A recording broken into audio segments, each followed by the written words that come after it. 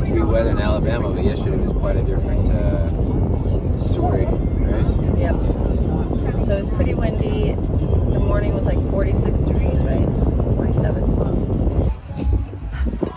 Alright, so Ironman Florida, November 6th. It's 7 a.m. Is this what you expected when you signed up for Ironman Florida? No. It was 47 degrees, feels like 41 because of the 13 to 14 mile an hour wind. That's pretty cold, huh? It's cold. I'm realizing though it's the same temperature that the Detroit Marathon was. The difference is that we're gonna swim in it and then have to get out and dry off. So I decided I'm gonna do a full change. I'm wearing a swimsuit under the wetsuit right now. And then I'll change into my dry suit. It was very cold because it was windy. So my biggest concern was the water was like high 60s, maybe 69 degrees. My biggest concern was getting out of the water and not being able to dry off fully in the cold wind of the ride. Because that happened to me before in a race. I did not dry off, and I did not warm up. And I just don't warm up very easily anyway. So I wore a swimsuit under my wetsuit and decided in transition after the swim I would do a full change into my triathlon outfit, which was a really good decision because I went into the bike ride really dry. What? Good job. I went into the bike ride really dry and warm. But the swim. Out there, good luck. You're gonna do it. All right,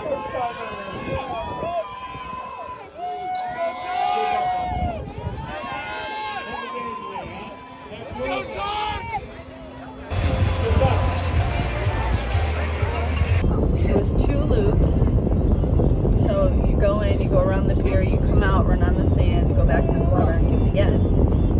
First loop was like 56 minutes for me, which was at least 6 minutes too slow. And I thought it was just because I had to stop several times to fix my goggles that were leaking. And I did notice that I was kind of going off course a little bit and couldn't find the buoys very well. But I just figured, I don't know, maybe I was just having a slow day and kind of getting screwed up a lot.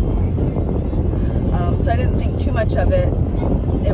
They did say there was a current.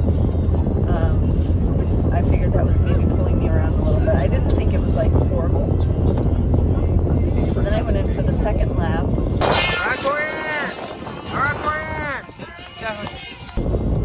And I think when I hit I figured it was going to be around a 2-hour swim, which is about 20 minutes too slow for me. But you just never know, like, what's going to happen. I don't know, I just figured I was slow. And when I hit my watch, it was like 2:06.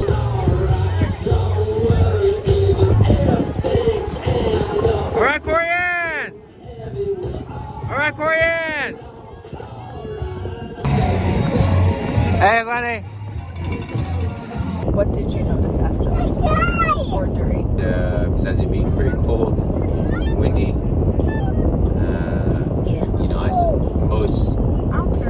I saw a lot of people walking around with wetsuits on. I saw a lot of people being pulled out, and I first noticed it when a guy was being brought in on a jet ski.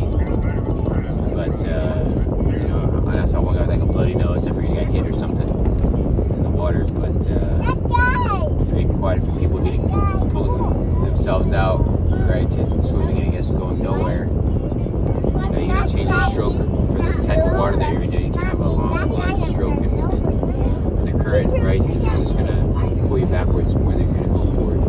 I did miss that the Corian a little bit. It seemed like she did that. Worked in her favor, obviously, right? It's not really a strong swimmer, but some of the men that I saw, 50-year-old guys, I'm sure swim a lot and not being strong enough to finish the swim, right? Even the current really says something for her, right? So that's really good. I don't know, when she came out, right? It was fun tracking her and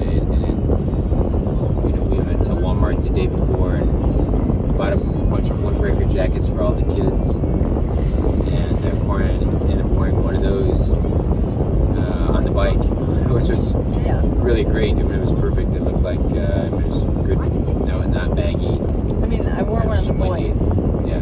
That made it fit. It was fitted enough, and then the sleeves weren't too long, and so it was a good just windbreaker. It didn't take up too much extra space.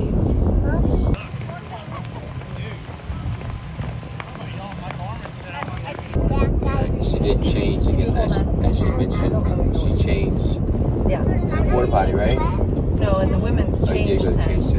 But there was a woman in there, and I guess what tipped me off that the swim was actually rough, because I don't know. I just felt like, oh, it was the ocean, so stuff was moving a little bit, but I didn't feel like it was exceptionally hard. I got hit in the face a couple times. I got water in my mouth. I got 8 jellyfish stings, but they're just little jellyfish. What were the stings? Well, 2 on my face. At first, it was just my ankle and my hand, the first lap. And then second lap, I don't know, it was like ankle, face, hand, ankle, face. And I got stung by jellyfish yesterday, so at least I know what that feels like. Hopefully they don't sting my face and I come out of the water with like red spots all over my face. But there were a lot of people cutting me off. Like, I felt like I was swimming and somebody would literally just go in front of me and like, what's happening? Like, either I was way off or these people just had no idea where they were going. And so I get into the women's change tent, and one of the women was like, oh yeah, I swam like 5,400 yards, which is way too long. A normal 2.4 mile swim is about 4,224 yards. So I just happened to look at my watch and I was like, oh my gosh, I swam 5,436. So 1,200 extra yards. So that accounts for the 26 extra minutes in my swim, or 24 minutes or whatever. That was so disappointing, because I should have done the swim in an hour and 40 with no problem. But I just swam way too much. I wasn't slower. Her swim time was actually really good, right, for her.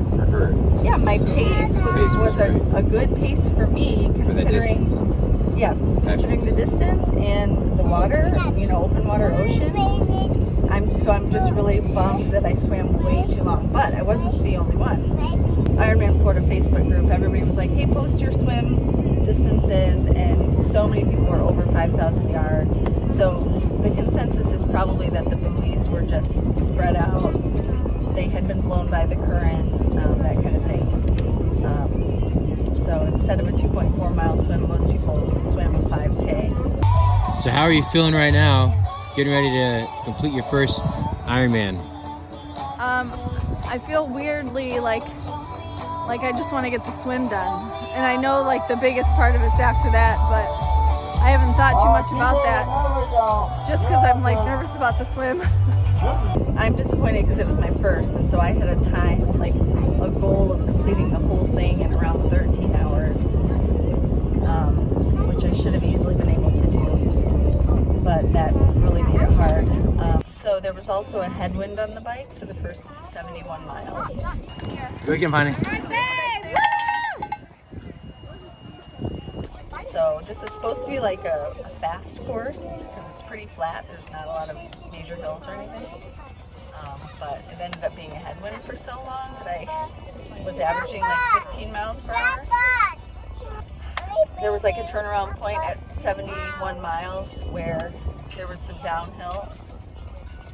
And then I was averaging like 20 miles per hour. So I was a little bummed about that too. I think I expected to do the bike in 6 hours and 30 minutes, but I did it in 7 hours. So between the swim and the bike, I had an unexpected 56 minutes, I think, to my race time, which did not give me any wiggle room on the run. I knew my run would be slower than a normal marathon. So anyway, it was crazy. I just figure this kind of happens in like every race. The last race I did in Utah was supposed to be like just a hot, sweaty run or whole day, and it ended up being like torrential downpours and hailstorm and sandstorm and crazy stuff on mountains. On the bike and then a hot run. Yeah, only on the bike, and then got really hot on the run, which was super difficult. So I don't know. Maybe someday I'll do a race where the conditions are perfect and I'm actually trained for it. That's the difference. Like previous races we've done, we never really trained that much. We just kind of do them for fun and train when we can. And even though I skipped a lot of training for this, not on purpose, but just because I did feel pretty prepared. And I think with I even completed the whole bike and felt really good. It didn't feel like 7 hours. I felt like it went fast. I felt really good after it.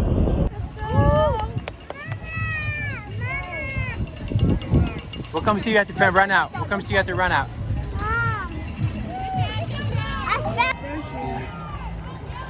See mommy in the purple hat? Yep. Hey, Korean! Hey, Korean! Mama! Why is she going in circles? She's coming back. Hey! Mommy, is this new? Mommy, is this new? Alright, honey, have fun. My first lap on the run afterwards, I was like, wow, I'm doing a great time. This is awesome.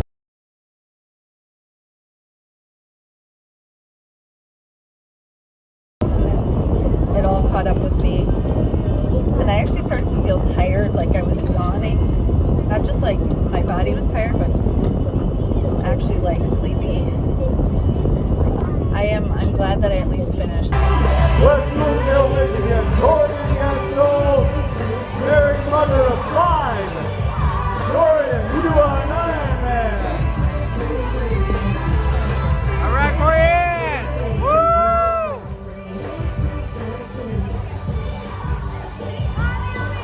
There were so many people who did not finish.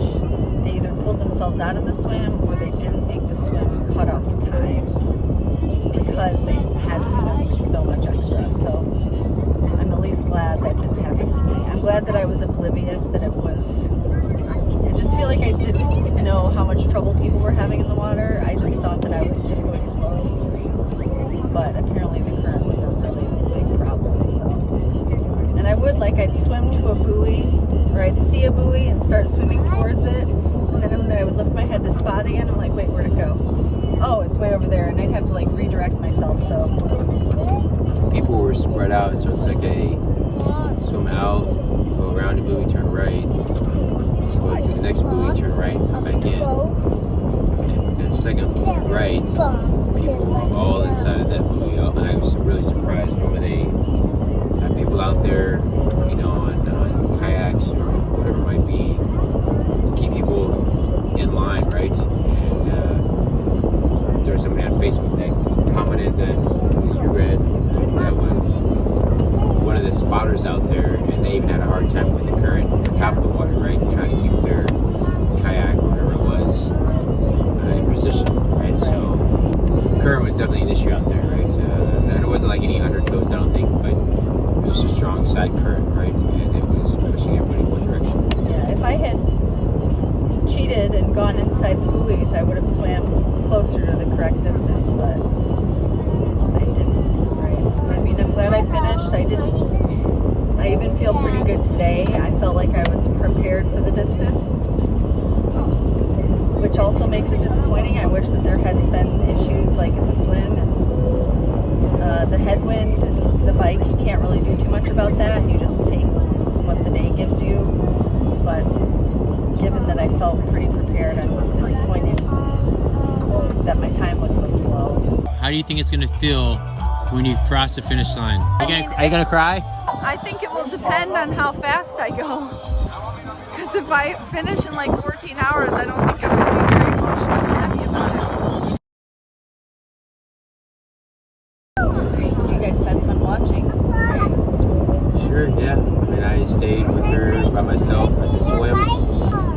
So after the swim, I went back to the hotel, and my mom and dad were there. After watching the kids, they took me down and got breakfast and everything for me.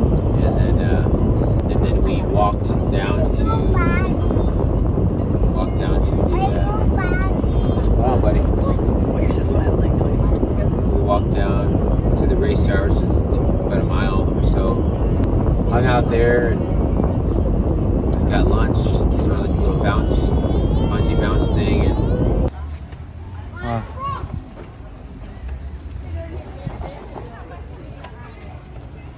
Flip, John, flip. Come on, John, we're all waiting for you. Oh, Jordan going high, Jordan.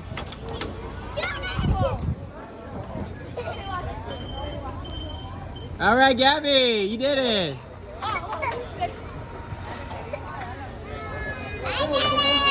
Hi, Jordan.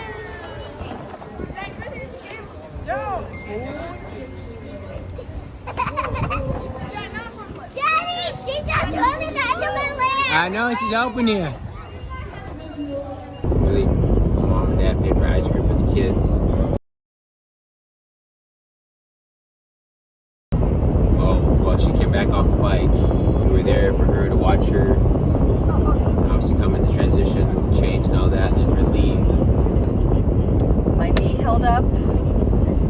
We actually made a stop in Georgia on the drive down here to get a new pair of shoes. You're not supposed to wear new shoes like right before a race, but these are just a newer pair of shoes that I've worn for many years.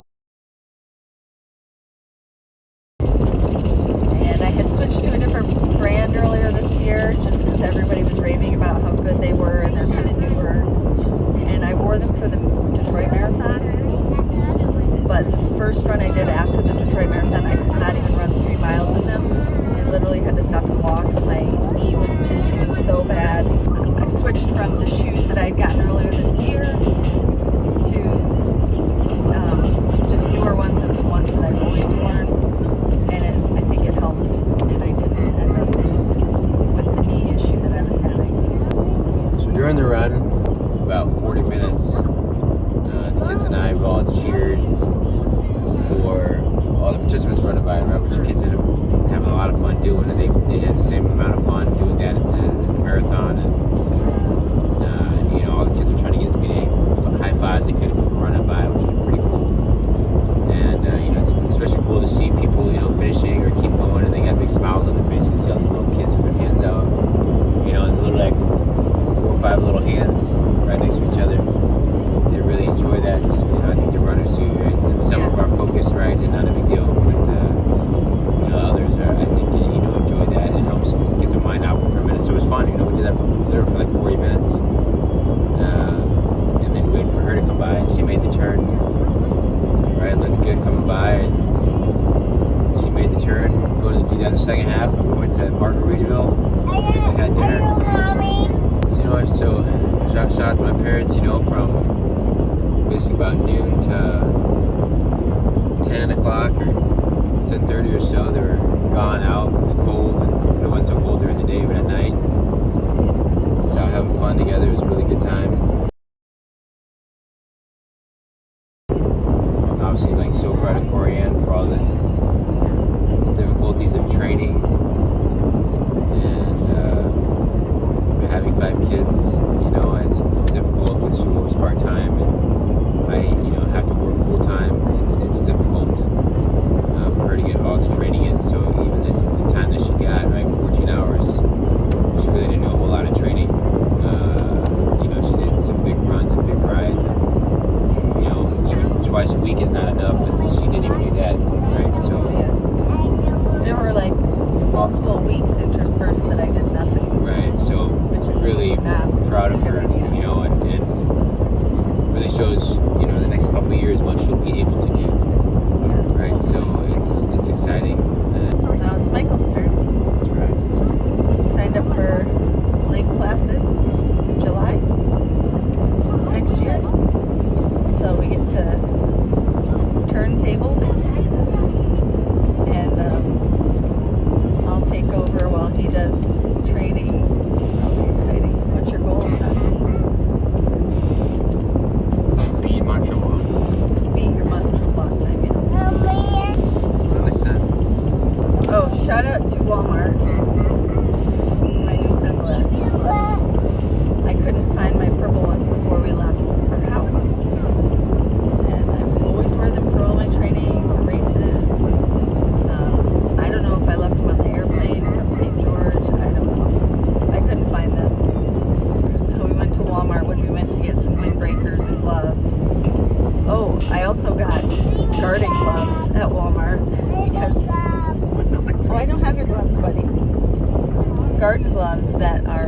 fabric on the back, but the whole fingers are covered in like that rubber sticky stuff, and I thought that would block the wind. So I actually wore those for the bike, and I brought them with me for the run, and they kept my hands warm, which is that's hard to do. My hands are never warm.